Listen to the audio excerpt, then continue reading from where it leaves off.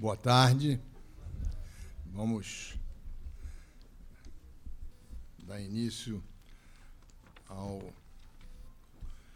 quarta palestra do ciclo sobre segurança pública com o Ricardo Balestreri, que foi secretário nacional de segurança. O Ricardo é educador, consultor empresarial e governamental, é graduado em Estudos Sociais em História, possui especialização acadêmica em Psicopedagogia Clínica e em Terapia Familiar. Atualmente, ele é secretário de Segurança Pública e Administração Penitenciária no Estado de Goiás. Foi diretor do Departamento de Pesquisa, Análise da Informação e Desenvolvimento de Pessoal em Segurança Pública do Ministério da Justiça, antes de assumir a Secretaria Nacional de Segurança Pública. Bom, ele vai falar sobre o modelo policial brasileiro que precisaria mudar para que tivéssemos um combate ao crime eficiente e que não provocasse tantas baixas entre os cidadãos e a polícia. Nós passamos esse mês aqui discutindo segurança pública e, ao mesmo tempo, a gente vem assistindo diariamente a crise na segurança pública brasileira e no Rio, em especial, se agravando. Então, a ideia da gente fazer esse ciclo, que eu coordeno e faz parte do ciclo de palestras do ano da academia, que a Ana Maria Machado coordena, era exatamente colocar esse tema em debate, vários aspectos desse tema, e vamos encerrar com uma tentativa de proposta de o que poderia ser feito para que a polícia brasileira fosse mais eficiente e menos danosa. Então, vamos ouvir o Ricardo Balestreri. 30, 40 minutos? 40 minutos. Muito boa noite a todas e todos. Eu quero iniciar agradecendo muito ao Merval, em nome de todos os acadêmicos presentes. É uma honra, particularmente para mim, que sou professor de História, é uma honra triplicada estar aqui entre vocês, que são formadores de opinião, que são pessoas fundamentais, eu diria, no sentido da guia dos destinos da nação brasileira, talvez no momento de maior crise histórica, de maior tragédia histórica que o Brasil vive até hoje, né? Portanto, este meio onde nós estamos é um meio fundamental, porque ele pode ser propulsor de novas ideias, né? Ele pode ser acolhedor de novas iniciativas. Nós estamos falando aqui de humanistas. Os nossos acadêmicos são humanistas que são formadores de opinião, né? Então, acho belíssimo também que vocês acolham, que abram o Merval para o conjunto da comunidade participar. Isso é assumir um papel de liderança do qual o nosso país carece terrivelmente hoje. Isso é um país de pessoas órfãos de tudo, né? Não só órfãos de saúde de qualidade, não só órfãos de educação de qualidade, não só órfãos de segurança de qualidade, mas órfãos particularmente de valores morais. Valores morais só se constroem a partir de exemplos morais, de lideranças morais. Então, nós temos aqui, seguramente, na nossa Academia Brasileira de Letras, um nicho de valores morais, um nicho de valores humanistas que pode e inspira o país, né? Particularmente quando a gente constata que vocês produzem aqui os melhores amigos que nós temos depois daqueles amigos humanos, né? Que são os livros. Nós todos, ao longo da vida, temos alguns poucos amigos verdadeiros, amigos humanos, né? Mas, ao longo da vida, nós temos também um segundo tipo de amigo que nos transforma, que nos modifica, que nos impele, que nos desafia, que nos faz ser melhores, que é o livro, que são os livros que nós lemos, né? Nós estamos aqui tendo a honra de estar diante de produtores dessas ideias que vão nos livros. Portanto, considero que os acadêmicos são também os nossos amigos da nação brasileira, que podem nos inspirar a novos valores, né? Acho que aqui é um dos nichos de inspiração de valor para uma nação que se encontra quase que absolutamente perdida hoje. Nesse sentido, então, te agradeço e te parabenizo, Merval, em nome de todos os acadêmicos, pela iniciativa. Eu dizia há pouco, no nosso encontro, que a iniciativa de debater o tema segurança pública é fundamental. Não é apenas fundamental pelo ordenamento da cidade, não é apenas fundamental pelo nosso ir e vir, né? Não é apenas fundamental porque nós nos sentimos ameaçados, é muito mais do que isso. Segurança pública é fundamental para o desenvolvimento nacional. Eu afirmo peremptoriamente que não existe desenvolvimento sem segurança pública. Nós estamos aqui na vitrine cultural do Brasil, que é o Rio de Janeiro. O Rio de Janeiro, de alguma maneira, ainda é a capital cultural do país, né? E acho que jamais deixará de ser, né?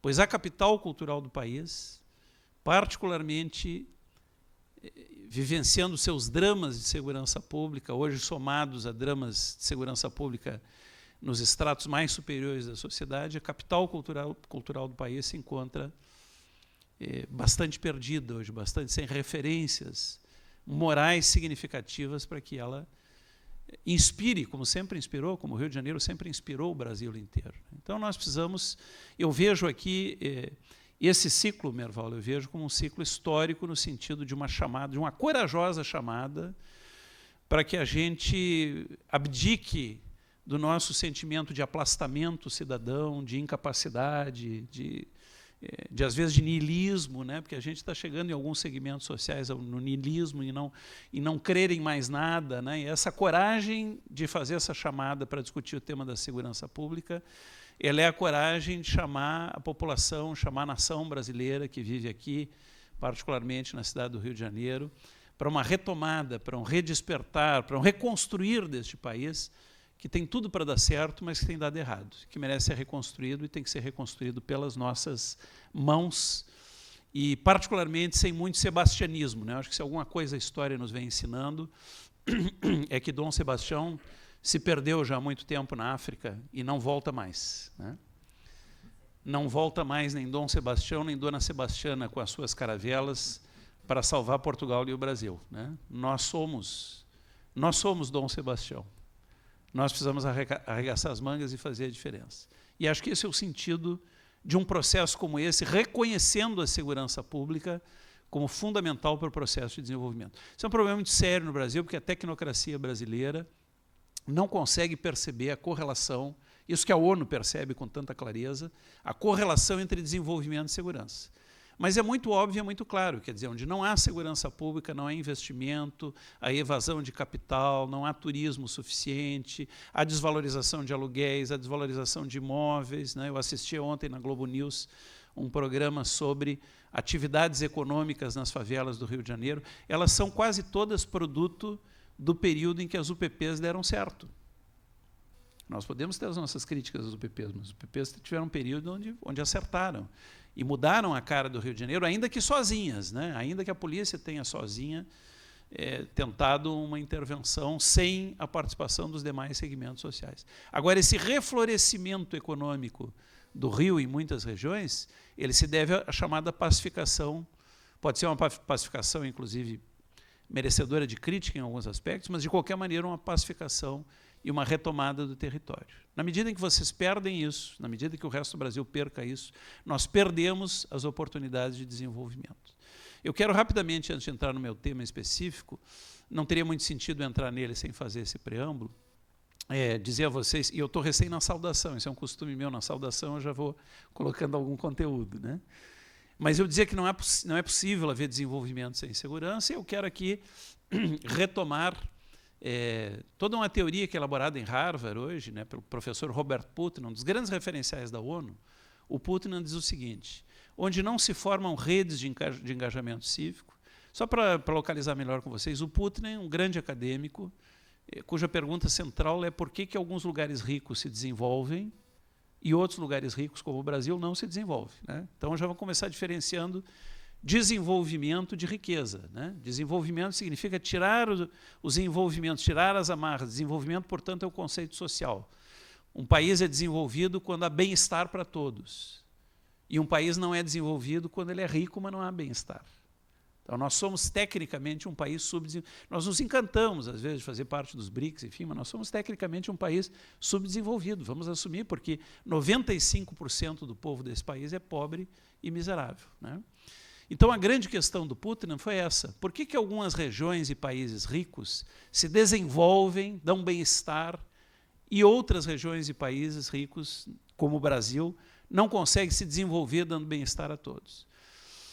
E vou economizar um pouco, digamos assim, o roteiro do Putnam, mas vamos chegar logo à conclusão dele para vocês. O Putnam conclui o seguinte: todos os lugares que se desenvolveram, ou seja, deram bem-estar para suas populações, passaram por um longo período de formação das chamadas redes de engajamento cívico. Vamos traduzir isso?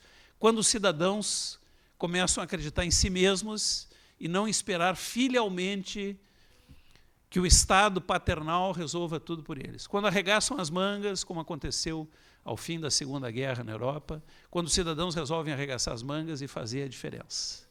Aí se formam as redes de engajamento cívico. Eu citei aqui a Europa, alguém vai lembrar do Plano Marshall, vai dizer que na Europa teve empréstimo e por isso ela se desenvolveu, e eu diria a vocês que se empréstimo resolvesse alguma coisa, a gente estaria vivendo muito bem aqui no Brasil, né? Então, o fator que nos diferencia não é empréstimo, enfim, é outra coisa. E o Putnam diz que esta outra coisa são as redes de engajamento cívico, né? Quando se formam operações populares de resolução de problemas. Quando o cidadão assume o seu poder como cidadão, continua cobrando do Estado, como tem que ser feito, mas cobra também de si mesmo e do seu grupo a resolução dos problemas que estão ao alcance. E aí a gente muda cultura, né? Bom, qual é o link disso com segurança pública? Num país de população majoritariamente, quase que totalmente pobre e miserável como o Brasil, os locais, os territórios pobres nesse país são frequentemente e quase sempre assumidos. Aqui no Rio de Janeiro vocês têm ainda um problema de controle territorial do crime, que não tem no resto do Brasil, isso é um diferencial.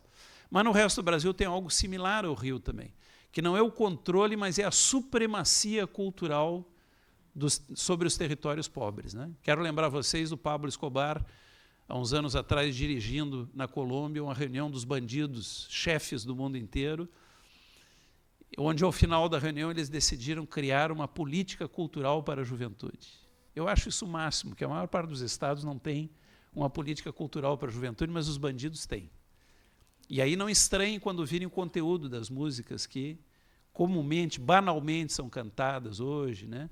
A apologia da droga, da violência, do crime, o machismo, a homofobia, né? A misoginia, quer dizer, tudo isso tem uma origem que é muito menos inocente do que a gente supõe, muito menos casual do que a gente supõe, é uma forma de controlar corações e mentes através da atividade criminal, né? Então, o que acontece, dizia o Putnam, onde não se forma redes de engajamento cidadão, de engajamento cívico, né, não há desenvolvimento. Ele começou lá a estudar o norte e o sul da Itália. Por que o norte da Itália se desenvolve e o sul não se desenvolve, né? E aí, rapidamente, ele chega numa coisa que eu quero trazer para vocês.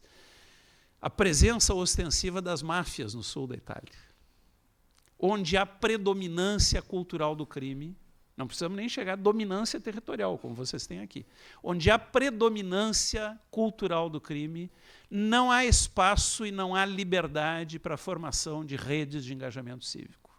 Não há espaço e não há liberdade para que os cidadãos acreditem em si mesmos como força transformadora, porque o crime é sempre uma atividade aplastante e autoritária. O estado transversal do crime é sempre um estado tirânico, que não permite liberdade às pessoas. Então, quero chamar a atenção de vocês para um primeiro fator. Nós vivemos num país, repito, onde 95% da população é pobre ou miserável, a não ser que alguém acredite naquela estatística do governo de que classe média é quem ganha mais de R$ 1.300, né? Então, se alguém achar que classe média é quem ganha mais de R$ 1.300, tudo que eu estou dizendo aqui é bobagem, né? Bom, mas se a gente não acreditar nesse conto da carochinha, então a gente vai ter que encarar este país onde nós vivemos como um país constituído por 95% de pobres e miseráveis. Nesses territórios onde vivem os pobres e miseráveis, que são territórios de abandono público, de abandono do Estado Democrático de Direito, aí nós temos o predomínio da atividade criminal. Onde predomina a atividade criminal, com toda a singeleza, quero dizer a vocês, é que eu sou um homem muito prático, né, com os pés muito no chão, onde predomina a atividade criminal, a Dona Maria, o seu João, o seu José, não vão constituir uma associação de moradores para trabalhar, para mudar o lugar onde vivem, para reivindicar os seus direitos, porque é muito perigoso fazer isso, onde predomina a atividade criminal. E aqui no Brasil, a atividade criminal predomina em quase todo o território brasileiro. Em quase todo o território brasileiro, onde não há muros altos, onde não há cercas elétricas, onde não há segurança privada, predomina a atividade criminal. É disso que nós estamos falando. Então, nós temos o primeiro impedimento, o primeiro termo técnico que ele usa, o primeiro interdito, a primeira interdição causada pela segurança pública ao desenvolvimento, é a interdição da impossibilidade de que as pessoas se reúnam em liberdade para fazer a diferença, para si mesmas e as suas comunidades. Tem um outro professor, não vou cansar muito vocês com essa coisa acadêmica, mas eu estou concluindo por aqui. Tem um outro professor, também de Harvard, o historiador David Landis, que é muito interessante, que ele é de uma tendência ideológica diferente do Putnam. O Putnam é um cara mais de centro-esquerda e o Landis é um cara mais de centro-direita. Mas chegam à mesma conclusão. Acho bacana, por vias ideológicas distintas, né? Porque são bons pesquisadores. O David Landis fez a pergunta sobre a causa da pobreza e a riqueza das nações. E o Landis descobre um fator colateral do Putnam. Além da formação de rede de engajamentos cívicos, ele diz o seguinte: todas as nações que se desenvolvem, que dão bem-estar aos seus povos, passaram por um largo período de formação de redes de empreendedorismo econômico popular. Vamos traduzir: pequenos negócios colocados por gente humilde.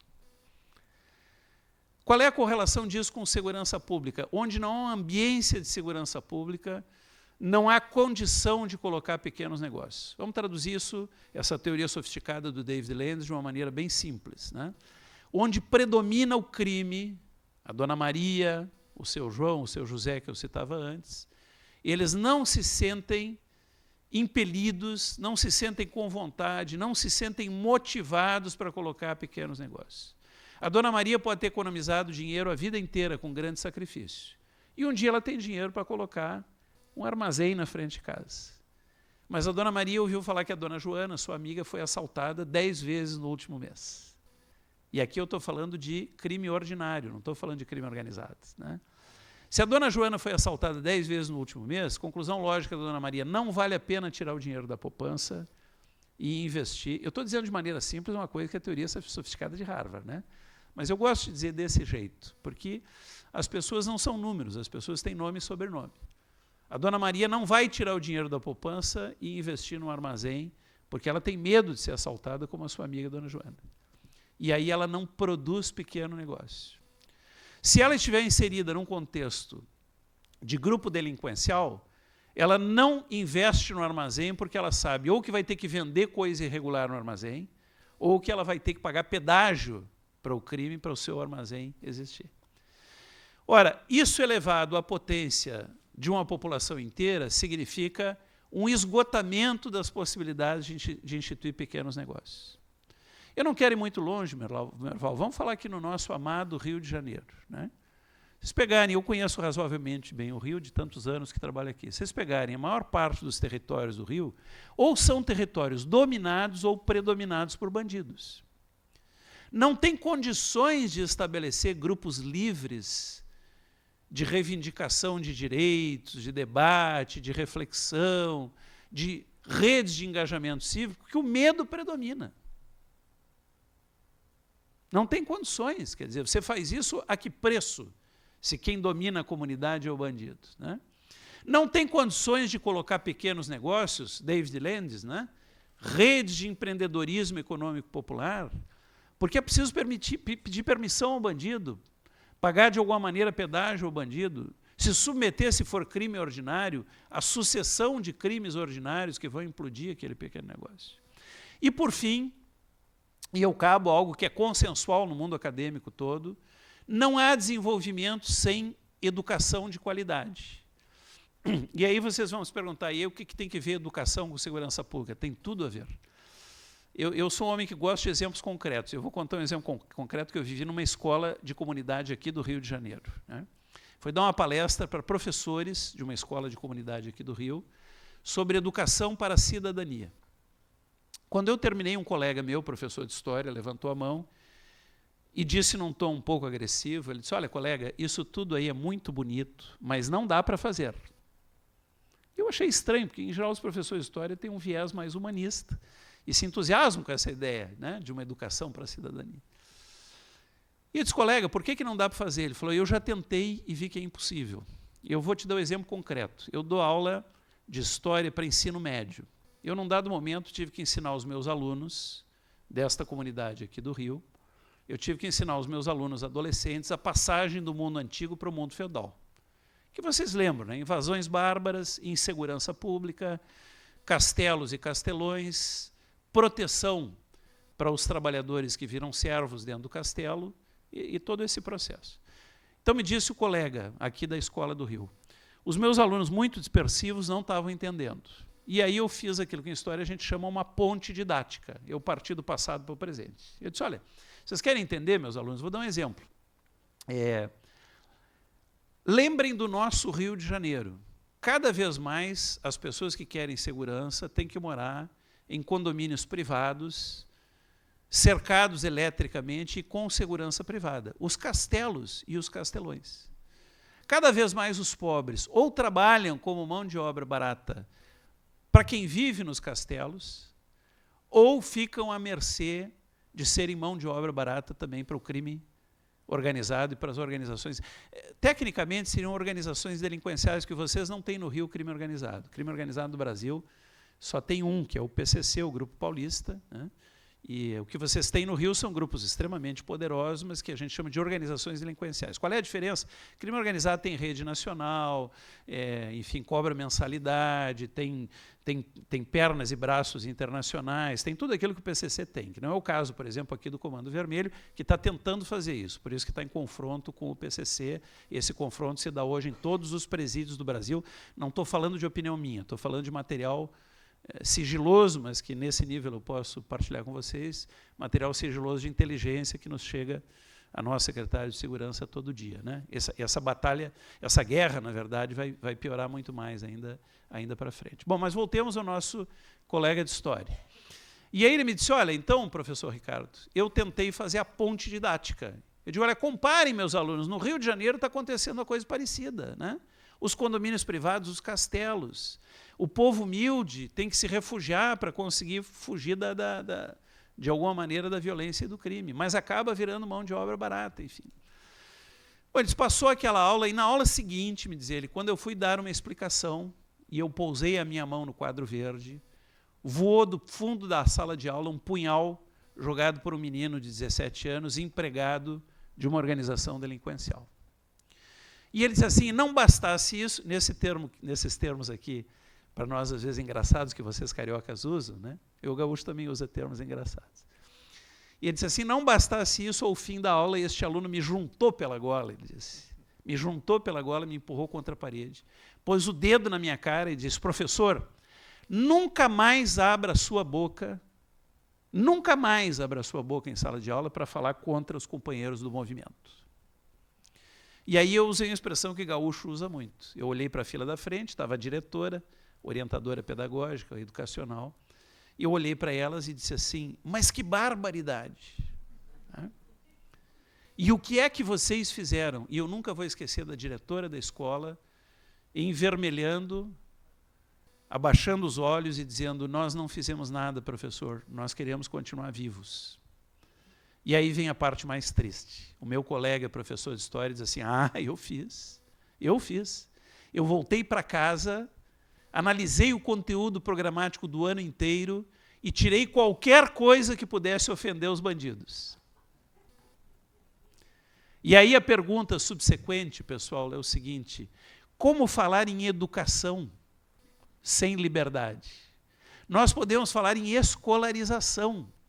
E é isso que está acontecendo com a maior parte do povo brasileiro. Vamos lembrar que este professor e esta escola são ilustrativos de quase todos os professores de quase todas as escolas do Brasil. Os professores hoje vão tremendo de medo para a sala de aula. Eu sou professor e venho de uma família de professores, eu sei do que eu estou falando. Onde não há liberdade de ensinar e aprender, não há educação, no máximo há escolarização. Nós temos hoje um povo todo escolarizado. Nós avançamos muito nos últimos anos, Merval, na socialização das escolas. Mas nós não podemos dizer que nós estamos educando o povo, porque há medo. E o medo não permite aquilo que o Jean Piaget chamava de formação da autonomia moral e da autonomia intelectual. Onde não há autonomia moral e onde não há autonomia intelectual, pensar com a própria cabeça, julgar com o próprio juízo, dizia o Piaget, onde não há esses dois elementos, não há educação. No máximo há decoreba, no máximo há escolarização. Então nós estamos falando de um país escolarizado, onde não se educa, e isso tem relação com segurança pública. Por que eu quis fazer esse preâmbulo a vocês? Para dizer o seguinte, nós estamos diante de 3 elementos que são impeditivos do desenvolvimento.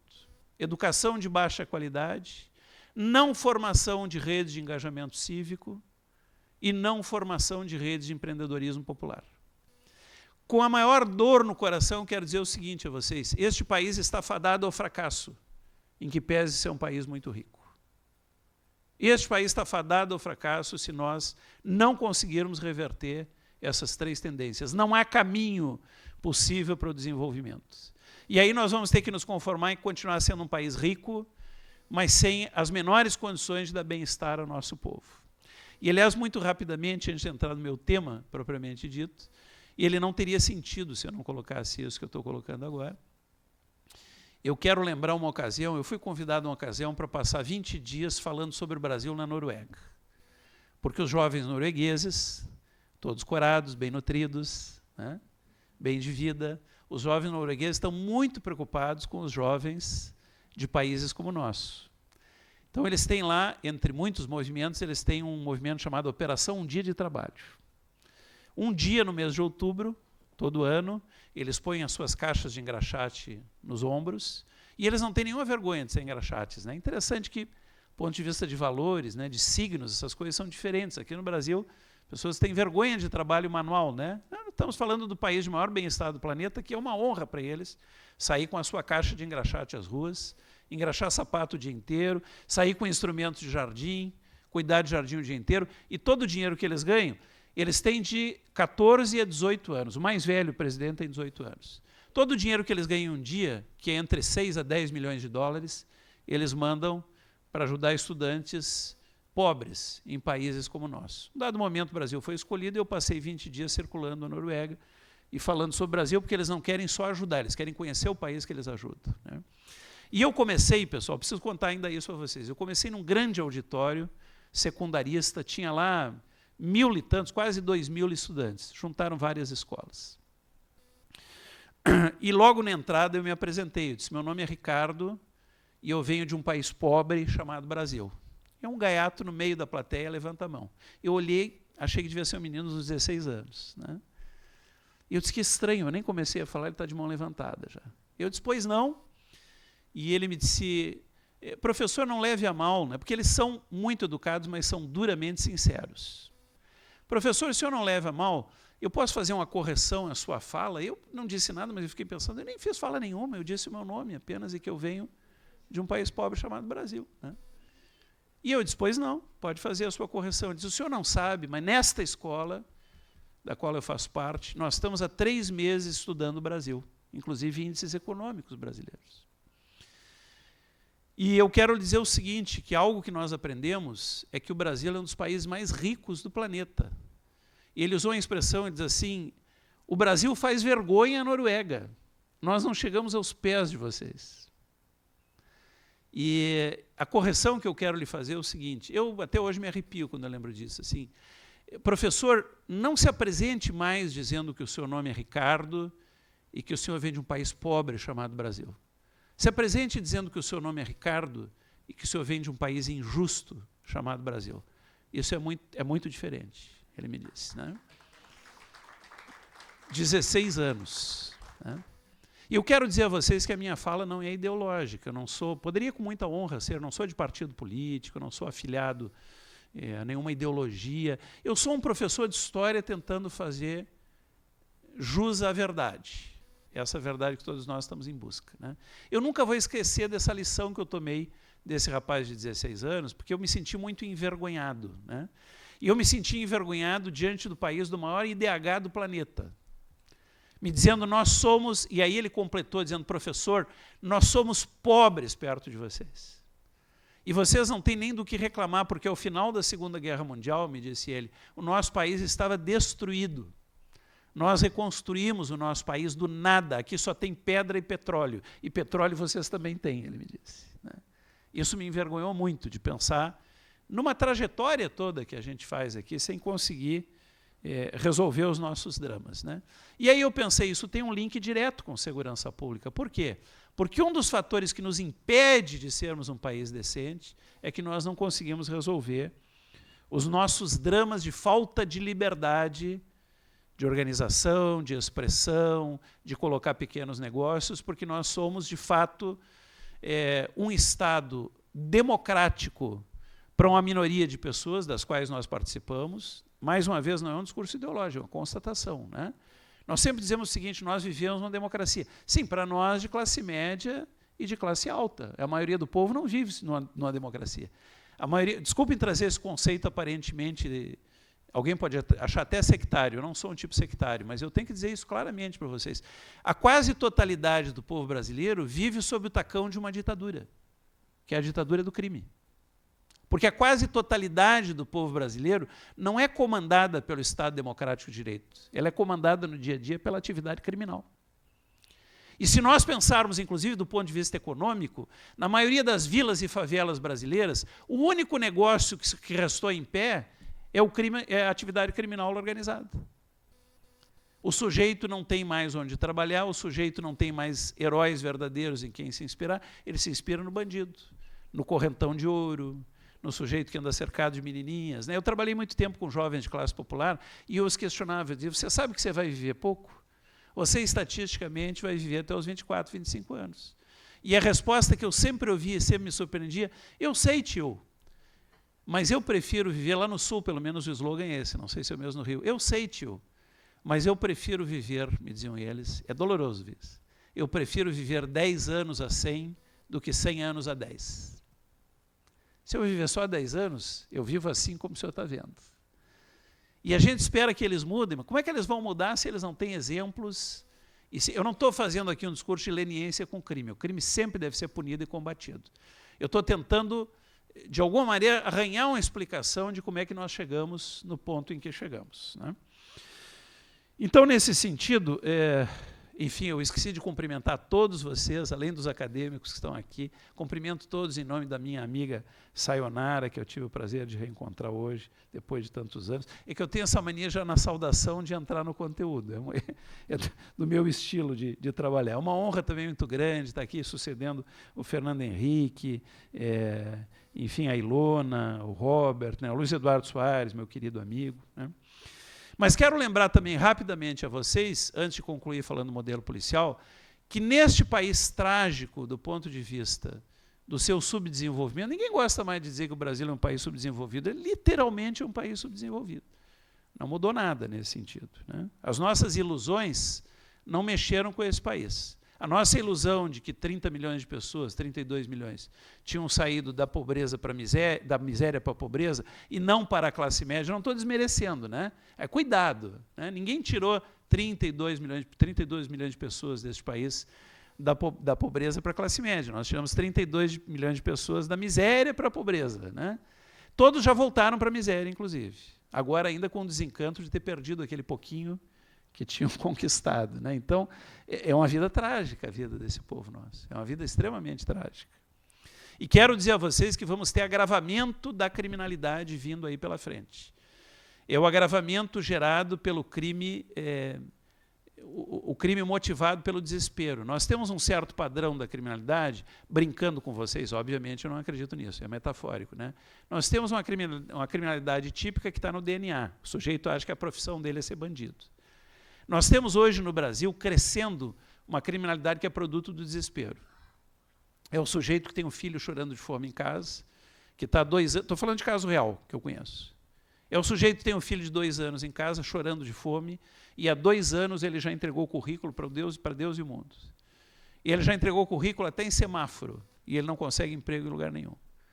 E a esposa não consegue medicamentos, não tem mais medicamentos para entregar para a classe popular. O governo não manda mais. A esposa que tem uma doença grave não consegue medicamento. Esse cara não tem no DNA o banditismo. Ele não acha que a profissão dele é ser bandido. Mas tem algum momento que ele, no desespero, se ele pegar uma arma, ele vai para a rua e ele faz qualquer negócio. Estou dizendo isso não é para assustar vocês, mas é para a gente se dar conta do que vem pela frente, né? A não ser que seja verdade que nós estamos conseguindo melhorar índices econômicos. Eu ainda não vejo total consistência. Eu vejo vocês discutindo isso lá e acho que vocês também, eu acompanho os debates de vocês na Globo News, eu vejo vocês discutindo e vejo que vocês fazem uma análise muito séria, mas que vocês mesmos também não têm muita certeza se isso está acontecendo ou não, né?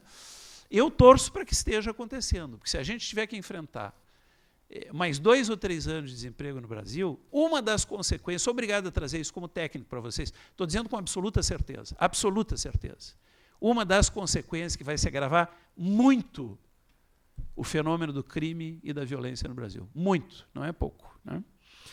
Bom, e aí nós estamos no Brasil diante de 60 mil homicídios por ano, e entro agora no meu tema específico, senão vocês vão ficar pensando que eu vou falar de tudo, mas não da polícia, né? É que a polícia ela não está fora do contexto, né, pessoal? Ela está contextualizada dentro disso tudo. Nós temos, nesse contexto de 60 mil homicídios por ano, só para dar alguns dados escandalizantes para vocês. Nós apuramos, em média, no Brasil, menos de 8% dos homicídios. Vamos traduzir isso de um jeito bem popular? Significa que em 92% dos casos, neste querido país chamado Brasil, em 92% dos casos, matar alguém não dá nada. Não é nem apurado. Vocês sabem quanto por cento dos homicídios a gente pune, em média, no Brasil? 3% dos homicídios. Vamos traduzir de jeito popular de novo. Significa que neste nosso amado Brasil, em 97% dos casos, matar alguém não corresponde a nenhum tipo de pena. De onde eu concluo que a gente ainda continua tendo mais sorte do que juízo, né? Se os criminosos se dessem plenamente conta dessas estatísticas, onde é que nós já estaríamos, né? Eu me lembro um dia, eu com o ministro de Segurança de Israel, que é um país que vive permanentemente em guerra, eu dava contas a ele desses números, né? 50, era na época 50 e poucos mil homicídios. Ele tinha um tradutor para o hebraico. Eu falei a primeira vez, ele pediu pela segunda vez a tradução. Ele falou, traduza novamente, porque saiu errado. Eu falei 50 e poucos mil homicídios por ano. Na terceira vez, ele disse, até meio grosseiramente ao tradutor, não vou contratá-lo mais, o senhor é um mau tradutor. Ele falou em inglês, eu entendi. Ele falou assim, isso é impossível o que o senhor está dizendo. Eu falei, ministro, não demita o tradutor. Isso não é impossível, nós estamos com mais de 50 mil homicídios por ano. E eu jamais vou esquecer deste homem que vive num país em guerra permanente, esse homem colocando as mãos na cabeça, baixando a cabeça e fazendo assim, e dizendo, isso não é possível. Como é que vocês foram capazes de deixar isso chegar nesse ponto? Eu digo, não sei, isso é o que eu me pergunto todo dia, né? E vocês não estranham mais? Eu falei, não, nós convivemos muito bem com isso. Isso já faz parte do nosso cotidiano, né? Só um dado a mais ainda sobre eficiência e eficácia do modelo policial. Eu falei aqui de homicídios, eu poderia falar de furtos e roubos com vocês. Neste Brasil nosso, nós apuramos, em média por ano, menos de 0,5% de furtos e roubos. Vamos traduzir de novo? No Brasil, 99,5% dos furtos e dos roubos, portanto, utilizando violência, 99,5% dos furtos e roubos não são sequer apurados. Estou lembrando de um casal de amigos meus, Merval, lá em Natal, onde eu morava, que tiveram entrar. Lá tem uma moda dos bandidos entrarem pelo teto, como é muito quente, não faz a laje em cima. O bandido abre um furo e rouba tudo, os móveis, tudo isso. Esse casal de amigos meus abriu a porta de casa, classe média enforcada, né? Abriram a porta de casa e viram a casa vazia. Tudo aquilo que eles tinham comprado a vida inteira com muito sacrifício. Pediram a minha ajuda, que sou da área de segurança. Eu chamei a PM fez um negócio legal, que eu chamo de consolo da vítima. Não estou ironizando. Consolo da vítima se mandou 3 motos com giroflex ligados. Bacana, os vizinhos todos estranharam, deve ter intimidado os bandidos de não voltar mais. que era gente que conhecia a polícia, né? Um mês depois, eu encontrei esses amigos meus e eles me disseram o seguinte: Ricardo, nós ainda estamos esperando. Eu falei: vocês estão esperando o quê? O pessoal que vai na nossa casa. E eu falei: o pessoal que vai na casa de vocês, para quê? Porque nós perdemos tudo que nós tínhamos. Eu falei: sim, e? Ora, o pessoal que vai lá tirar as impressões digitais, eles me disseram. E eu não sabia se eu ria ou se eu chorava, né? E eu disse: onde isso? No CSI? Vocês estão vendo muita TV. Né? Não, você quer dizer que não vai ninguém na nossa casa, que nós perdemos tudo que nós tínhamos e ninguém vai na nossa casa, nem agora nem nunca, meu amigo. Então nós estamos abandonados. Eu falei: estão abandonados. Essa é a realidade que vive o povo brasileiro, né? Bom, mas diante desse quadro, não quero que vocês vão chorar em casa depois, viu? Mas só diante desse quadro eu queria... Tem solução, é difícil, mas tem. Eu queria dizer o seguinte: por que é que nós chegamos nisso? Rapidamente, pessoal. Nós chegamos nisso, em primeiro lugar, eu não quero fazer um discurso no mau sentido sociologístico, mas eu preciso lembrar a vocês que nós chegamos nisso, em primeiríssimo lugar, por um modelo extremamente excludente de desenvolvimento. Nós somos esse país fabulosamente rico, acho que hoje, né, Merval, a 9ª economia do mundo, com todas as quedas, né? Ainda estamos entre os 10 mais ricos. Como é que nós somos o 9º país mais rico do mundo e a quase totalidade do povo brasileiro não foi de maneira nenhuma incluída nisso? Bom, mas pobreza gera crime? Não, essa teoria está equivocada. Quase todos os pobres são heroicamente honestos.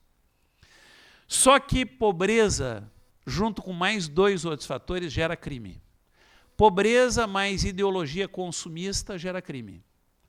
Se o sujeito tiver 15 ou 16 anos e nesse curto espaço de vida altamente influenciável, ele passou o tempo inteiro ouvindo...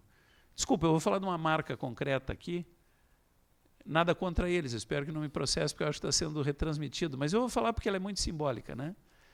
Se o sujeito tem 15 ou 16 anos e passou a vida inteira, e é pobre, e passou a vida inteira ouvindo que ele não é ninguém sem um tênis Nike, vai chegar um momento que ele vai enlouquecer moralmente pelo tênis Nike. Se esse sujeito tem 16 anos e não é membro de religião nenhuma, vou usar aqui, vou apelar para a reflexão que alguns antropólogos fazem, né? Se ele não é de igreja nenhuma, se ele é da igreja do consumo, ele não tem dinheiro para consumir, mas ele é da igreja do consumo, né? A catedral dele não é nenhum templo, a catedral dele é o shopping. Eu não estou contra shopping, viu? Eu falei isso em Minas, Merval, e uma senhora de noite na plateia me encontrou no shopping. Eu estava olhando, eu tinha falado de como nós eu tinha dito que os nossos deuses, né, pessoal? Os nossos deuses não estão nos altares, os nossos deuses estão nas vitrines. E nós adoramos os deuses da vitrine. Se nós temos dinheiro, nós levamos o Deus da vitrine para casa, temos uma relação interativa com Deus, né? Se nós não temos dinheiro, pelo menos nós adoramos, mas não somos capazes de viver sem adorar. E eu estava, depois de uma palestra como essa, no shopping Belo Horizonte à noite, provavelmente adorando algum deus relógio, que são os que me atraem mais, né? E senti uma mãozinha no meu ombro, uma senhorinha pequena, eu me virei para trás e ela fez assim: nunca pensei, né? E eu disse: a senhora nunca pensou no quê? Lhe encontrar num lugar desses. Eu estava na palestra e ouvi o que o senhor disse de tarde. Não, mas a senhora me entendeu mal, eu não disse que não deve ir a shopping. Eu disse que nós temos que cuidar para não transformar o shopping numa igreja, numa religião. E eu disse isso numa palestra onde eu citei o tênis Nike, e eu jamais vou esquecer, um casal, na segunda fila, começou a chorar copiosamente, e eu não sabia disso. Isso foi uma palestra no Colégio Marista, né? Colégio Marista ou Salesiano, não me lembro bem, um desses colégios mais chiques da cidade. E eu falando da história do Nike, o casal chorando muito, a senhora soluçava, né? Eu fiquei constrangido no fim da palestra, eu disse assim: o que aconteceu com vocês? Vocês choraram a fala inteira. Falou que o nosso filho, na saída aqui da escola, ele foi assaltado para roubarem o Nike dele e ele se recusou a dar e tomaram o Nike e a vida. E o senhor na palestra disse que se o sujeito recusar dar o Nike, ele perde também a vida, porque o senhor ironizou dizendo assim, de que vale a vida sem um tênis Nike nos pés. Nosso filho morreu por isso, professor. Eu me senti profundamente mal, né? Mas de alguma maneira reconfirma aquilo que a gente está dizendo, de que vale a vida sem um Nike, de que vale a vida sem os deuses das vitrines, né? Então, eu não estou contra shopping, não estou contra consumo, eu também gosto, como vocês gostam, de ter coisas boas. Eu estou contra transformar isso num objetivo de vida, né? Se a gente fizer isso com um menino de classe média, ele perde em dimensão existencial, porque ele vive só para ter coisa. Eu trabalhei muito tempo com alunos de classe média alta, meus amados alunos, eu os adorava. Mas eu sempre ficava muito triste quando eu dizia assim, qual é o objetivo da vida de vocês? E primeiro eles me falavam do Nike, das coisas que eles queriam ter, das roupas de marca, e eu dizia, não, mas não pode ser só isso. Eles, claro que não, professor. Nós também queremos ter uma casa na praia e uma na cidade. Nós também queremos... mas e o que mais? Bacana, eu sou a favor. Meu discurso não é ideológico. Eu falei, bacana, eu sou a favor. Todo mundo devia ter uma casa na praia e uma na cidade, né? O que mais? Nós também queremos viajar e conhecer o mundo. Eu digo, mais bacana ainda, cultura, né? Todo mundo devia poder fazer isso. E o que mais? Ô, professor, o senhor está começando a ficar chato. Mas tem algo mais na vida, além disso? De ter casas bonitas, carros bonitos e viajar? E eu devolvi a pergunta, eu digo, não tem mais? Não, senhor, não tem mais, a vida é isso. E eu digo, olha, com todo o amor e carinho por vocês, isso é o que um dia um filósofo chamou de dimensão bovina da existência. Nós estamos aqui para pastar, engordar e morrer. Isso é o que fazem com a cabeça de vocês. Não estou contra. Tem o Nike, tem o carro bonito, tem a casa bonita, viaje, conheça a Europa, conheça o mundo. Bacana, eu também viajei, também conheci, ganhei muito. Agora, sim, a vida não é só isto, meu amigo. Tem mais, tem amizade, tem espiritualidade, tem descobertas, tem crescimento interior, né? Tem arte, tem cultura, tem leitura, tem os livros. Quer dizer, isso não é vida. Vida é ter coisas, é só isso que te disseram que é a vida? Mataram você e você não se deu conta? Mataram você, transformaram você num bovino. Alguém que pasta, engorda e morre, né? Mas é pior quando a gente fala no jovem que mora na favela, porque ele também é da religião do Nike. Ele também circula no templo sem comprar nada, mas ele circula no templo porque ali, diziam a propaganda uns anos atrás, é ali que a vida acontece. Só que tem uma diferença do cara que mora... Diz o nome de um bairro para mim chique aqui do Rio. Ipanema. Ipanema. E um outro muito pobre. Caxias. Caxias, né? Qual é a diferença do menino que mora em Ipanema para o que mora em Caxias, desse ponto de vista da ideologia do consumo? Nenhuma. A diferença é o bolso cheio ou vazio. O cara que mora em Caxias, ele também é da religião do Nike. Tem shopping também, né? Qual é o único problema? É que ele não ganha mesada, ele não consome. Se ele não teve uma boa família com bons valores, se ele não faz parte de um grupo de jovens de uma religião, convenhamos, a maioria não faz, né?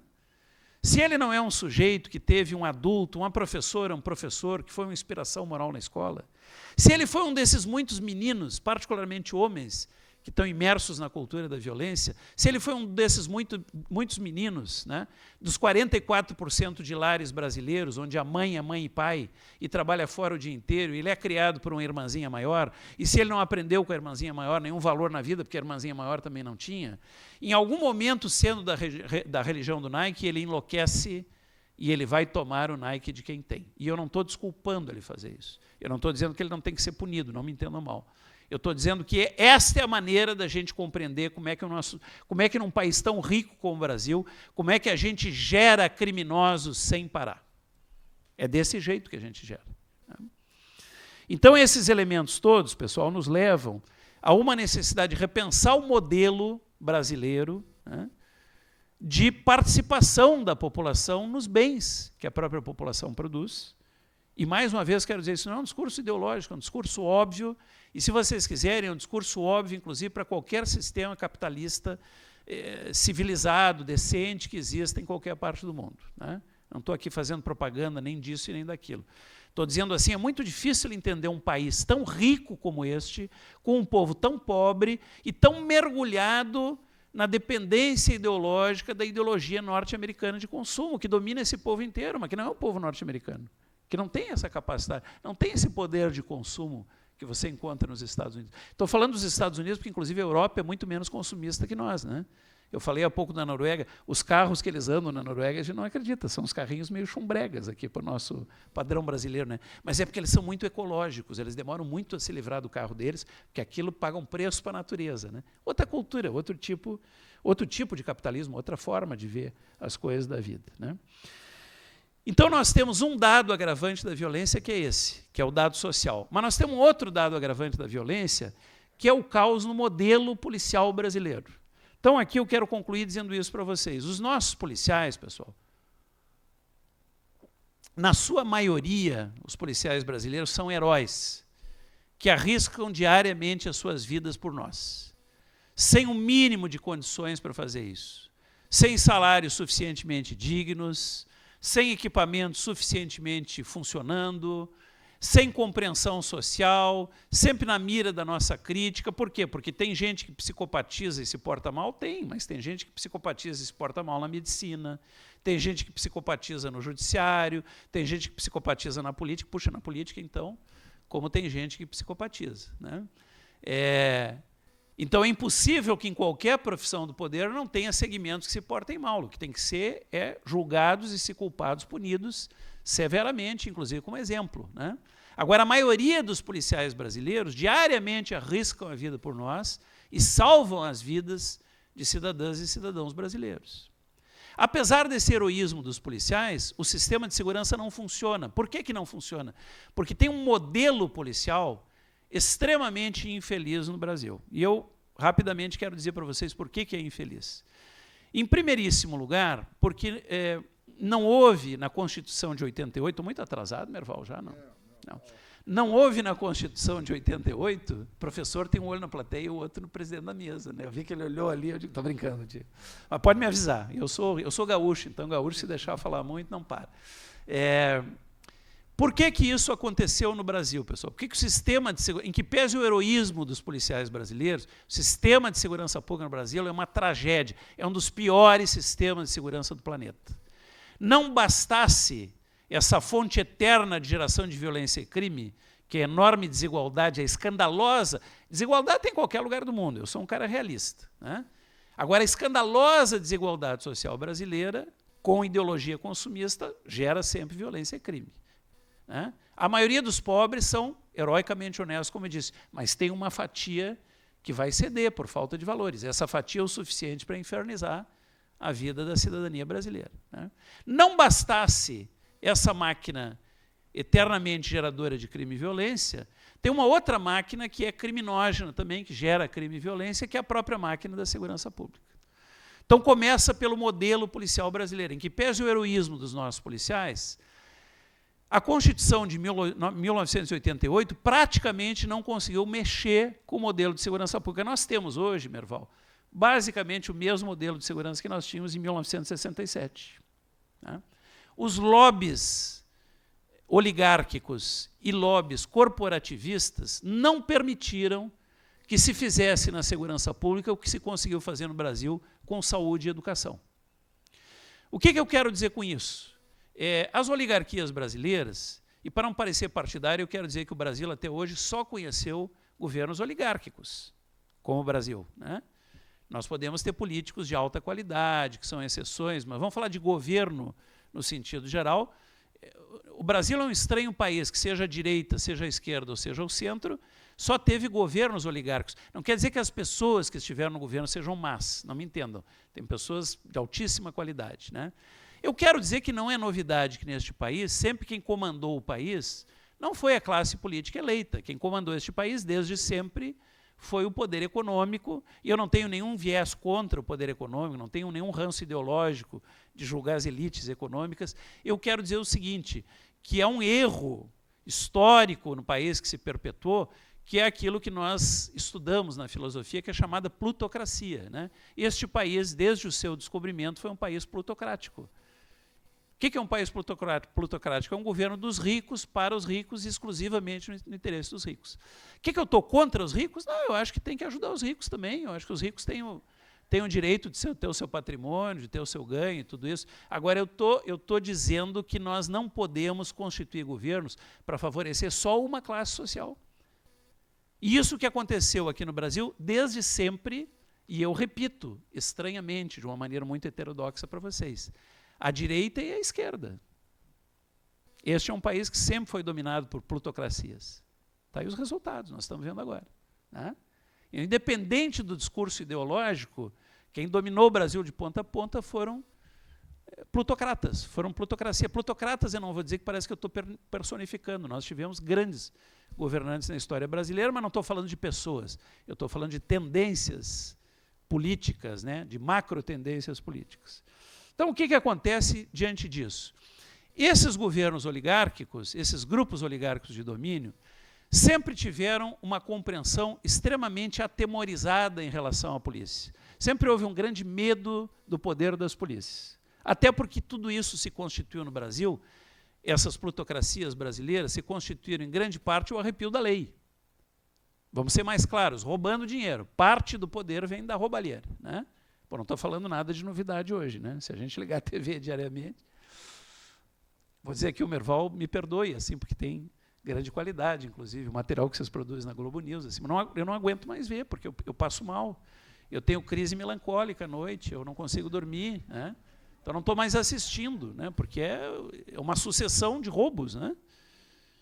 Tem quem fale de bilhões, já tem quem fale de trilhões, né? Eu sei lá qual é que foi o tamanho desse negócio, mas é absolutamente assustador. E tem uma discussão bizarra que se dá muito na internet, quem é que roubou mais? Eu leio aquilo e não acredito. Eu falei, estão disputando para ver quem roubou mais e quem roubou menos. E a segunda disputa é para ver quem é que começou a roubar, se foi antes ou se foi depois, né? À luz de uma leitura moral, esse é um negócio esquisitíssimo, né? Nós estamos fazendo um ranking dos bandidos menos perniciosos e dos mais perniciosos, né? E para mim, bandido é bandido. É tudo igual, né? Mas, de qualquer maneira, nós temos uma oligarquia nesse país que enriqueceu também dessa forma, permanentemente atemorizada com a polícia. Bom, nós precisamos de polícia. Nós não podemos dispensar a polícia. Mas nós precisamos de polícia, obviamente estou fazendo aqui um raciocínio irônico agora, nós precisamos de polícia para controlar o andar de baixo. Nós precisamos de polícia ordenativa, para botar ordem na massa. Nós não queremos e não precisamos de polícia que suba na cobertura. Cobertura não é lugar de polícia. A cobertura não é lugar de polícia na história brasileira. E na única experiência brasileira em que uma polícia subiu para a cobertura, que foi a Polícia Federal, ela subiu sem autorização e o desastre para as oligarquias está aí, está dado. Diariamente a gente acompanha. E todo mundo vem com uma conversa. Eu passei 7 anos na barriga do Dragão, gestor federal. Eu fui a maior autoridade federal na área de segurança pública no Brasil, portanto estou falando de coisas que eu sei, que eu conheço de bastidores, né? Não, as maracutais é claro que eu não sabia, né? Mas eu sei de como é que funciona o raciocínio dessa elite oligárquica dominante brasileira, né? Independente do partido que eu estou falando. Ela funciona assim, a Polícia Federal cresceu muito. E nós adoraríamos tirar o poder que a Polícia Federal tem, mas não podemos reconhecer isso publicamente. Então, toda vez que a gente fala da Polícia Federal publicamente, a gente fala com aplausos. Ela é muito boa, ela nos orgulha, né? E lá por dentro tem um coração e um cérebro fervendo de ódio, né? Porque ela chegou onde não deveria ter chegado. E aí nós começamos a usar expedientes para tentar enfraquecer a Polícia Federal. No governo Dilma, por exemplo, todo um período, né? Eu estou nominando o governo Dilma para ser claro, para ser preciso como professor de história. Mas no governo Dilma, por exemplo, houve todo um movimento inteligente de enfraquecer a Polícia Federal que as pessoas não sacaram, mas que a gente que esteve lá dentro sacou, rapidamente. O ministro da Justiça recebia os delegados, todo mundo sabe que tem uma pinimba histórica entre delegados e agentes. O ministro recebia os delegados e dizia, as reivindicações todas de vocês são excelentes, mas eu não posso fazer nada porque os agentes não deixam. Depois ele recebia os agentes e dizia assim, está tudo correto, eu gostaria muito de ajudar vocês, agentes, mas eu não posso fazer nada porque os delegados não permitem, né? E isso foi criando uma absoluta insatisfação interna. Hoje a Polícia Federal é uma polícia que produz muito, que nos dá muito orgulho, tem 77% de aprovação popular, mas é uma polícia internamente em frangalhos, porque o jogo da elite política foi um jogo de dividir a polícia. É a velha máxima romana, né? Divide e governarás, né? Contudo, nós temos uma Polícia Federal que produz muito, continua produzindo muito, em frangalhos emocionais. Quem não conhece não sabe, mas continua produzindo muito. Em frangalhos emocionais, porque esses frangalhos foram gerados pela política oficial do governo, né? Inclusive por perseguições internas, jacobinas, procedimentos administrativos disciplinares, enfim, tudo que poderia, Merval, ser feito para destruir a Polícia Federal foi feito. E ainda assim ela continua fazendo um trabalho na cobertura. Mas isso é profundamente desagradável para a oligarquia dominante. E a oligarquia dominante tem um medo tremendo que outras polícias comecem a subir para a cobertura. Então, rapidamente, quero dizer isso a vocês. Tem uma segunda polícia da União que é magnífica, ela é uma polícia de modelo europeu, de carreira única, de crescimento meritocrático, que é a Polícia Rodoviária Federal. Essa está sendo morta à míngua. Andem nas estradas federais, vocês vão ver o estado dos postos da PRF. E vocês vão ver que não tem nem gente para atender muitas vezes, porque aí a política é fechar a torneira e ir matando a minga. Sempre a lógica, polícia para controlar os de baixo, mas polícia que não incomode os de cima. Para isso é preciso manter pobre, dividida e incapaz de avançar muito. As polícias têm muito poder, elas intimidam muito as oligarquias, né? Como é que se manteve o controle das polícias estaduais? Dividindo as polícias estaduais através da divisão do trabalho, chamado ciclo incompleto de polícia. Nós temos 2 meias polícias, pessoal. O famoso modelo jabuticaba. Cuidado, aqui eu não estou dizendo que os policiais são jabuticabas, porque depois quem quer explorar contrário, né, enfim, lá na internet encontra uma maneira de dizer que eu disse que os policiais são jabuticabas. Os policiais são heróis, né? O modelo é jabuticaba. Jabuticaba que é uma frutinha que só tem aqui no Brasil, né? O que é o modelo jabuticaba? Nós criamos 2 polícias estaduais que são meias polícias. A Polícia Civil, que teoricamente só investiga, mas que na verdade não investiga, ela cartorializa, porque ela é uma polícia pequena e foi dado a ela todo o cartório de todas as polícias, o monopólio cartorial. Então ela não consegue nem investigar. Por que nós temos índices menores do que 8% de elucidação de homicídios, menores que 0,5% de furtos e roubos? Porque a Polícia Civil, por mais que queira, ela não tem tempo para investigar. Ela está envolvida na atividade cartorial, os registros de ocorrência, etc., os inquéritos policiais militares, etc., etc., etc.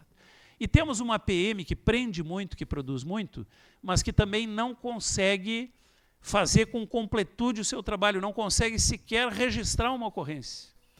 Então, para vocês entenderem como é que funciona hoje, aqui no Rio de Janeiro, no Brasil inteiro, a Polícia Militar pega um delinquente. Ela tem que levar o delinquente até a delegacia de polícia. Se ela tiver com um delinquente e com a vítima, ela não pode botar os 2 na mesma viatura, então tem que ir um em cada viatura. Você imobiliza 2 viaturas. Ela vai à delegacia e ela fica 3, 4, 5 horas parada para ser atendida na delegacia. Por quê? Porque o policial civil tem má vontade? Não, porque ele foi jogado pelo Estado na condição de um agente cartorial. E aquele cartório está abarrotado de serviço. Deixa eu dar 2 números matemáticos para vocês. Nós temos 700 mil policiais militares no Brasil e 130 mil policiais civis. Quem recebe o cartório dos 700 mil policiais militares são os 130 mil policiais civis. Neste momento, você imobiliza a Polícia Civil para a atividade investigativa. Ela passa fazendo atividade cartorial recebida da PM o tempo inteiro. E a PM tem uma sensação de que o trabalho que ela faz fica pela metade, porque ela não pode nem registrar a ocorrência. E ela tem que perder 4, 5, 6, 7, 10 horas, às vezes, por dia, indo a delegacias de polícia. Bem rapidinho, já no fim da fala, eu quero contar a vocês como é que eu descobri a importância do chamado ciclo completo de polícia. O que é o ciclo completo de polícia? É o que tem no mundo inteiro. Polícias que fazem com completude seu trabalho, investigam, registram, né? Reprimem qualificadamente, previnem o crime. Qualquer polícia decente do mundo faz do alfa ao ômega o trabalho da polícia. No Brasil faz só a metade. No Brasil, se eu não me engano, em Cabo Verde e na Guiné-Bissau. Estamos em boa companhia, né? Com todo o respeito a esses países, mas enfim. Somos os 3 que temos esse modelo que não funciona. Qualquer policial do primeiro mundo que te encontra, você conta isso, ele pergunta assim, mas isso funciona? Você fala, não. Ele falou, vocês mantêm por quê? Eu falei, ninguém sabe, na verdade, o que a gente mantém, né? Eu quero dizer como é que eu descobri isso para você. Eu fui presidente da Anistia Internacional, organização com a qual eu não concordo completamente. Eu tenho as minhas divergências, mas a Anistia teve anos de ouro no trabalho, inclusive, de formação de policiais, e nesses anos eu presidi a Anistia. Num dado momento, eu fui no estado amazônico dar uma palestra para policiais militares. E eu ia falar do policial como promotor dos direitos humanos, porque eu sempre digo o seguinte, pessoal, o policial, ele é um ente tão líder, tão importante, tão nobre, nós não teríamos nem democracia sem polícia. Se alguém tem antipatias pela polícia, eu convido a fazer uma reflexão assim, ó, tem antipatia pelo policial que se porta mal, mas não tem antipatia pela polícia em si, porque sem polícia, quem seria o dono absoluto da sociedade seria o crime organizado. Conforme o doutor Moisés Naim, hoje o maior especialista em crime do planeta, ex-diretor do Banco Mundial, né, se nós não tivéssemos polícia, na semana seguinte nós teríamos um mundo dominado pelo crime organizado e de maneira aplastadoramente ditatorial, ninguém teria mais direito nenhum. Então os policiais são defensores dos direitos humanos. Quando eu falo para policiais, eu digo assim, vocês não têm que respeitar direitos humanos, eles ficam impactados. Eu não quero que vocês respeitem direitos humanos. Eu quero que vocês promovam direitos humanos, porque vocês têm que ser agentes do processo civilizatório. Isso causa impacto nos bons policiais? Causa. Resgata, às vezes, o sentido de vida deles. Eu dei essa palestra no estado amazônico, quando eu terminei, parecido lá com a história do professor de história aqui no Rio, né? O sujeito levantou a mão, era um cabo da polícia militar daquele estado. Ele disse, professor, eu acho muito bacana tudo isso que o senhor disse, que eu tenho que ser promotor de direitos humanos. Eu quero dizer uma coisa de coração, o senhor permite eu dizer a verdade? Eu digo, permito. Eu quero dizer uma coisa, eu concordo totalmente com isso. Eu sou policial por vocação, minha profissão é nobre, mas eu quero dizer uma coisa, a sua visão é muito romântica, a sua visão é muito ingênua, não dá para fazer isso, professor. Eu quero fazer, mas não dá para fazer. Eu falei, ué, por quê? Ele disse, eu vou lhe dar um exemplo. Eu trabalho num vilarejo ribeirinho. Toda a força policial militar somos eu e mais um colega soldado. Somos dois. Não tem nem comando local, porque não tem gente. Quando a gente pega um pequeno delinquente, professor, eu tenho que botar o pequeno delinquente num barco e viajar 4 horas até a delegacia mais próxima. Por quê? Porque no Brasil não tem ciclo completo de polícia. O policial militar não pode fazer o registro. Peguei o pequeno delinquente, viajo 4 horas de barco até a delegacia mais próxima. Lá na delegacia mais próxima, professor, encontra um colega da Polícia Civil infernizado com a vida. Ele está distribuindo patada para todo mundo. E não é porque ele é mau, é porque ele entrou na Polícia Civil para ser um investigador e ele virou um burocrata de cartório. E um burocrata de um cartório inútil, porque sabe que tudo aquilo que ele está preenchendo não vai servir para nada. 4 horas depois eu sou atendido às patadas. E depois de ser atendido, eu sou obrigado a pegar o pequeno delinquente, botar no mesmo barco e passar a vergonha de viajar mais 4 horas de volta até o vilarejo. Aí, de maneira muito engraçada, pessoal, ele me disse assim, enquanto isso, professor, os outros 50% da força estão sozinhos, que era o soldado que fica sozinho, se virando do jeito que dá. Aí ele me disse assim, de todo o meu coração, isso me doeu muito ouvir, ele disse assim, de todo o meu coração, professor, eu sou a favor do que o senhor disse, eu queria ser um promotor de direitos humanos, mas não dá, professor, e eu expliquei por que não dá. O senhor sabe o que a gente faz para não perder todo esse tempo? A gente pega o cara e dá o corretivo na hora.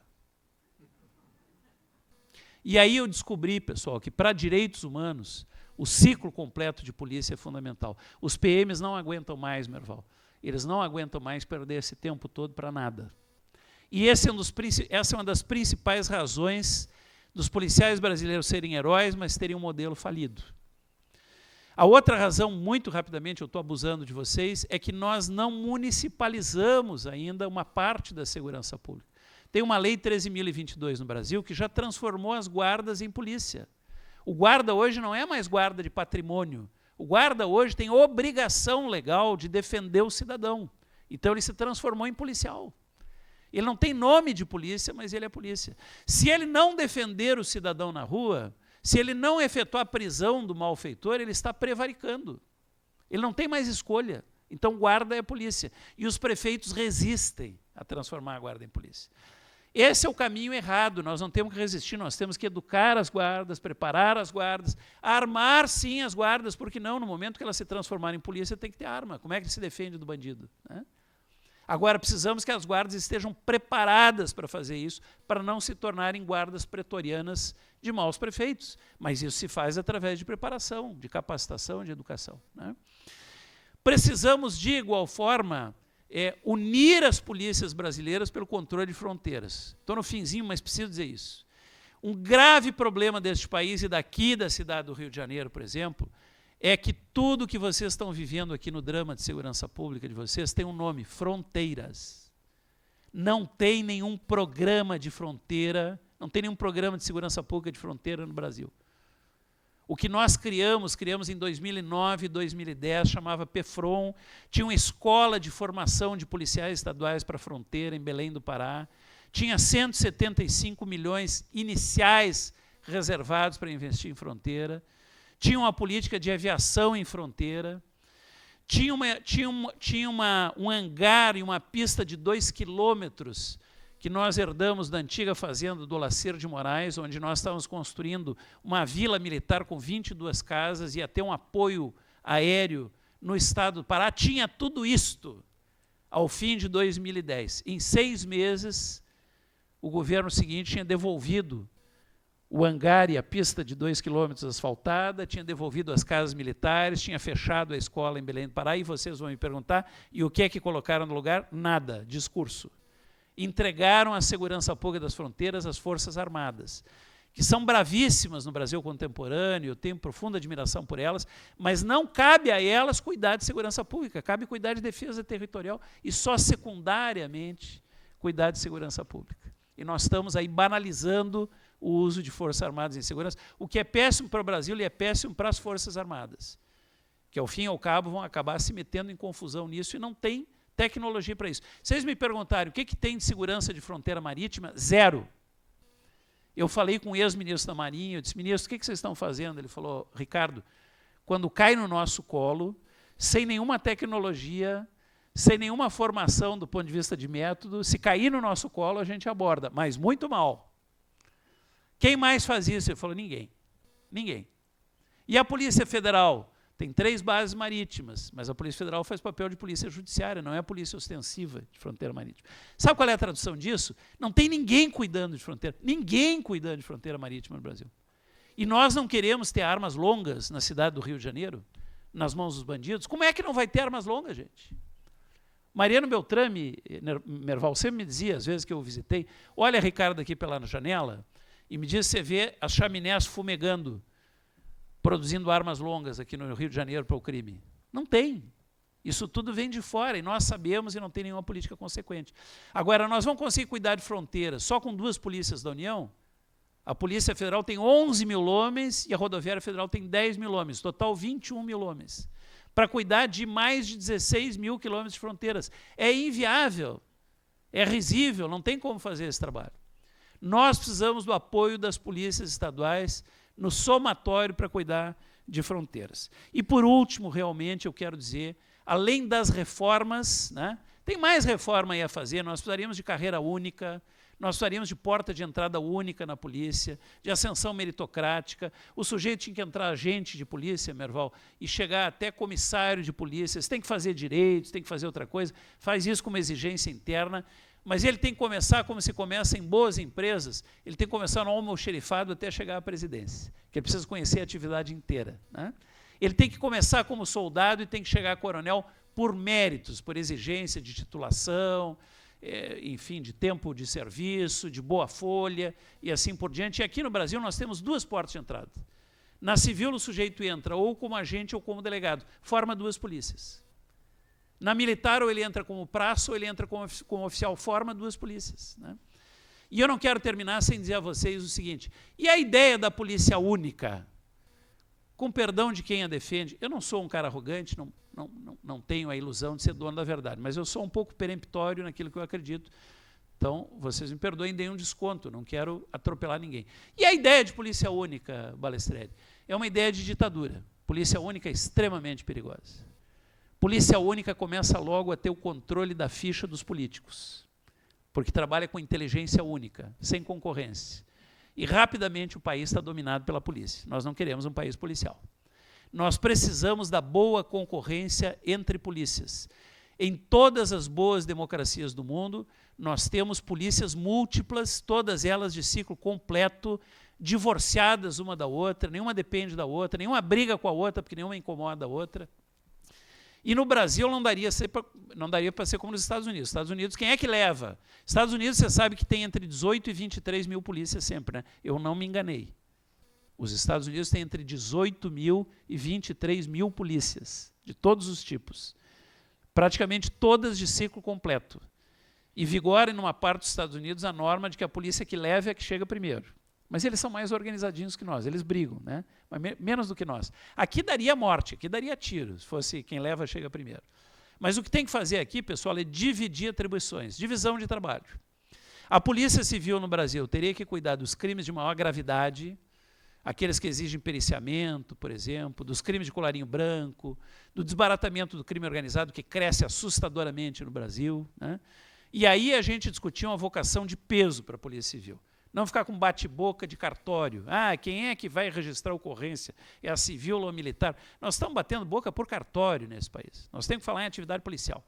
Atividade policial para civil é investigação de crimes de complexidade. A Polícia Militar tem que ir do A ao Z nos crimes ordinários, nos crimes do dia a dia, tem que ser totalmente responsável, inclusive, pelo registro deles. As guardas municipais têm que assumir delitos posturais e contravenções. Dá um exemplo para você de contravenção, que eu sei que aqui no Rio incomoda muita gente. Barulho, som alto. Ah, isso não é grave para quem não está às 4 da manhã tentando dormir para trabalhar no dia seguinte. Pode, inclusive, virar crime grave, né? Bom, nós vamos chamar a PM para resolver. A PM não tem condições mais de resolver isso. Nós podemos chamar a guarda. A guarda pode ser uma polícia responsável por contravenções e delitos posturais. Chama a divisão do trabalho. Aqui no Brasil, dá uma briga por poder. Não, você quer tirar poder e dar para o outro. Eu digo, meu amigo, poder só vem de resultados e de competência. Com os resultados que nós temos, nenhum de nós tem poder nenhum. Nós estamos brigando por nada, né? Então, nós precisamos admitir e concluir que, desculpe, vou dizer uma frase um pouco chula, né? No Brasil, nós temos bandido e crime para todo mundo. Não precisa ninguém se estapear e brigar por monopólio de controle ao crime. Então, nós temos condições de ter diversas polícias no Brasil. Só para fechar isso, polícia única é coisa de ditadura. Polícia única policializa a política de um país. Muito cuidado. Nós precisamos de polícias múltiplas, todas elas de ciclo completo. E tem problema de ter uma polícia militarizada? Não tem nenhum problema. Tem quase 100 polícias militarizadas no mundo inteiro. E a maior parte delas em democracias. A Gendarmeria Francesa é uma polícia mais militarizada do que a nossa. O problema, gente, não é ser militar. Ser militar não é ruim. O problema é ter um militarismo atrasado, com códigos disciplinares atrasados, imitativos do Exército. O Exército é outra lógica. O Exército é uma força armada de guerra. A polícia é uma força de proteção do cidadão, não é uma força de guerra. Não serve a ideologia das Forças Armadas, não serve para a polícia. Que a polícia tem que ter ideologia protetiva. Os pobres não são inimigos dos policiais. Os pobres são especialmente aqueles que os policiais têm que proteger, porque já estão desprotegidos de quase tudo. Isso eu disse ao longo dos anos para os quase 70 mil policiais com quem eu acredito que eu trabalhei diretamente. Então, nós precisamos modernizar o militarismo. A Gendarmeria Francesa é militar, os carabineiros italianos são militares, né? Enfim, a Polícia Civil colombiana, apesar de se dizer Polícia Civil, é mais militar do que a nossa. Tem aula, Merval, até de passar farda. E são impecáveis, né? Você vê eles sobre um cavalo, aquilo parece uma estátua, porque eles acham que é importante para a apresentação pública. E hoje é uma polícia paradigmática, vem gente do mundo inteiro visitar e conhecer. Então, ser militar é ruim? Não, ser militar no modelo atrasado é ruim. Agora, ser militar numa polícia ostensiva tem as suas vantagens. E eu juro que eu concluo agora dizendo o seguinte, além de mudar, eu uso uma estratégia de dizer que eu vou concluir para ele me deixar falar um pouco mais, né? Mas a última realmente é a seguinte, pior é que eu me entrego, né, meu irmão? A última é a seguinte, além de mudar a estrutura, pessoal, eu estou falando em mudança estrutural, que depende, os meus amigos lá de Goiás que vão me ver, né, não imaginem que eu vou como secretário de segurança levar essa pauta para Goiás, porque eu não sou maluco, né? Claro que isso é pauta nacional, isso é pauta para o Congresso Nacional, isso é modificação da Constituição em muitos aspectos, mas o Brasil tem que começar a discutir segurança. Problema de polícia, gente, não é da polícia, problema de polícia é problema de todos nós, cidadãos brasileiros. Pelo menos isso o artigo 144 diz, né? Todos nós somos responsáveis por segurança pública. Mas tem que mudar só a estrutura? Não, tem que mudar a conjuntura também, nós precisamos mudar o modelo policial. E eu quero realmente concluir me referindo a uma colega tua, Merval, do jornal O Globo, a Vera Araújo. Você deve conhecer bem a Vera.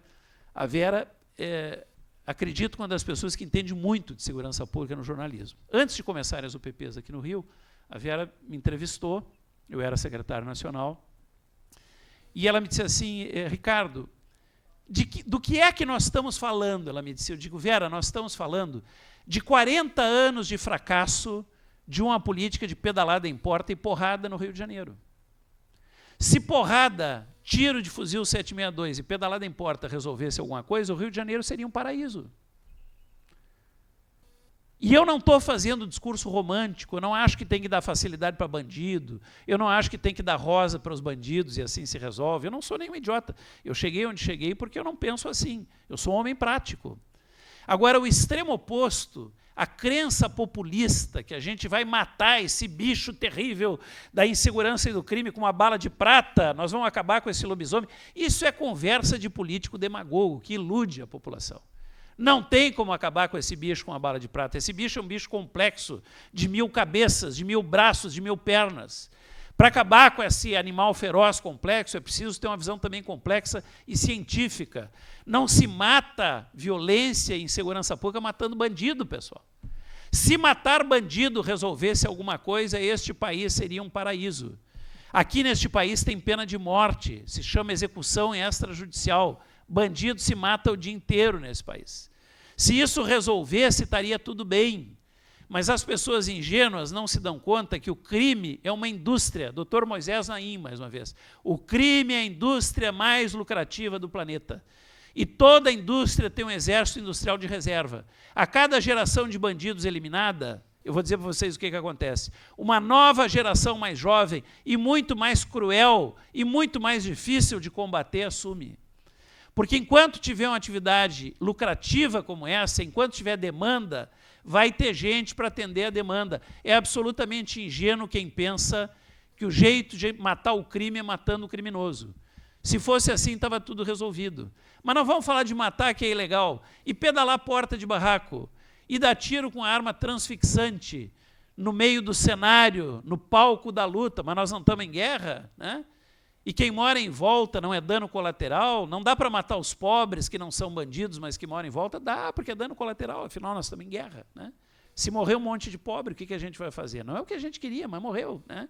Bom, essas explicações todas, eu não estou falando para vocês do ponto de vista moral. Se elas tivessem algum sentido prático, numa cidade como o Rio de Janeiro, nós teríamos tudo resolvido, 40 anos fazendo isso.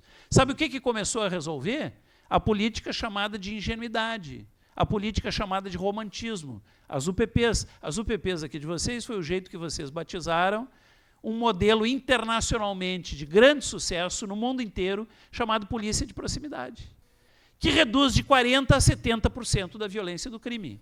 É esse romantismo que reduz violência e crime no planeta inteiro, e não só no Rio de Janeiro. E aqui no Rio de Janeiro, que se dizia aqui no Rio não vai dar certo. E isso quem diz é quem não conhece o Rio. Você já pegou um fuzil 762 e já deu tiro? Já entrou na linha de frente? Então não fale, não abre a boca que você não pode, né? Pois é, essa ingenuidade e esse romantismo aparente é que começou a mudar o Rio. Parou de mudar agora, por quê? Porque faliu o governo e não investem mais nisso, né? Agora, poderia ter mudado o Rio inteiro? Poderia. E muda o Brasil inteiro, onde quer que exista. Então, eu falei na Vera Araújo, porque antes de começarem as UPPs, ela me perguntou, eu disse, Vera, tem que mudar o modelo. Tem que parar de dar tiro e porrada a esmo e achar que essa valentia, esse complexo de Zorro, essa ideia que nós vamos resolver na base da força, um problema que é uma indústria econômica de complexidade, tem que educar os policiais para eles serem cada dia mais científicos e ver que isso não funciona. Não é que é imoral, eu não vou fazer o discurso se é moral ou imoral, eu vou dizer, cara, olha os resultados e veja que não funciona. 40 anos de não funcionando alguma coisa, não está na hora de mudar? Não está na hora de agir de uma maneira mais científica e inteligente? E aí a Vera me disse assim, e como é que é isso da polícia de proximidade? Eu lembrei, eu tenho 58 anos para 59, eu lembrei do Cosme Damião, que alguns aqui devem lembrar, que era um princípio de polícia comunitária, de proximidade, sem o conhecimento científico de hoje em dia, mas que era uma intuição de alta qualidade. E aí eu contei a Vera o seguinte, Vera, eu morava, quando era pequenininho, veja como toca um policial, como marca a nossa vida. Eu um dia fugi de casa, eu era muito pequeno. Desculpem contar isso tão singelo para vocês, que as histórias singelas são as que mais inspiram, né? Eu fugi de casa quando era muito pequenininho, 3 quarteirões depois, eu me lembro do meu desespero, está na minha memória, quando eu vi atravessar uma avenida bem perigosa que eu tinha ao meu lado, um homem esquisito, com uma roupa esquisita, que me pegou no colo, me olhou e disse o meu nome, disse, Ricardo, o que é que tu fazes tão longe da tua casa? E foi até a porta da minha casa e me entregou para minha mãe, que me deu uns tapas, e eu lembro que eu ainda pensei, bonzinho é aquele sujeito, né? Minha mãe bateu em mim, né, porque estava desesperada, porque não me encontrava. Aquele sujeito era um membro da dupla Cosme e Damião. Aquilo era o embrião ainda não científico do que é uma polícia de proximidade. Eu disse, Vera Araújo, aquela era uma polícia da qual nós sabíamos o nome e o sobrenome, e ela sabia quem nós éramos e onde é que nós morávamos. E ela conhecia mancha criminal, a gente hoje chama de mancha criminal, né? Na época não sabia o que era isso, mas ela conhecia mancha criminal porque não tem melhor serviço de inteligência do que a comunidade. Só que é o seguinte, a comunidade só conta se ela confia, e ela não confia se ela não convive. Isso se tentou fazer em meados dos anos 50, início dos anos 60, e nós começamos a ter uma polícia mais próxima do povo do que do governo. Isso em 1967, 68 foi alterado de duas maneiras.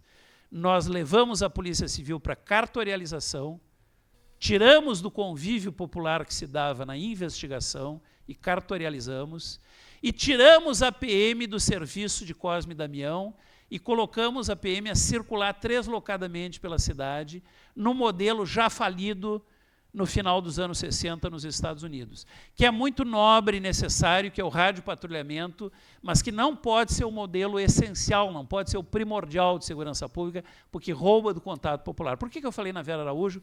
E aí eu quero concluir, porque a Vera entendeu a história e publicou uma página inteira do Globo com a manchete mais bonita que eu vi até hoje, sobre segurança.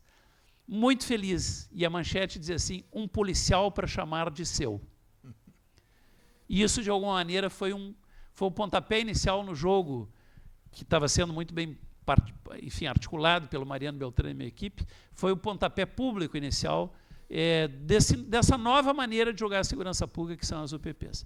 Eu quero agradecer muito a paciência de vocês, pedir desculpas por passar do tempo. Eu peço tanta desculpa sempre, mas esse é um pecado eterno, então acho que eu tenho que pagar muito um dia. Tá bom. Mas eu quero dizer a vocês que foi muito bom estar com vocês. Obrigado.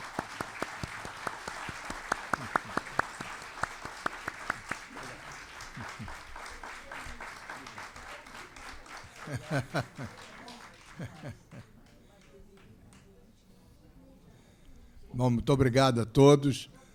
Estamos encerrando o ciclo sobre segurança pública e espero que tenha sido de utilidade para todos que acompanharam daqui e que estão acompanhando na internet.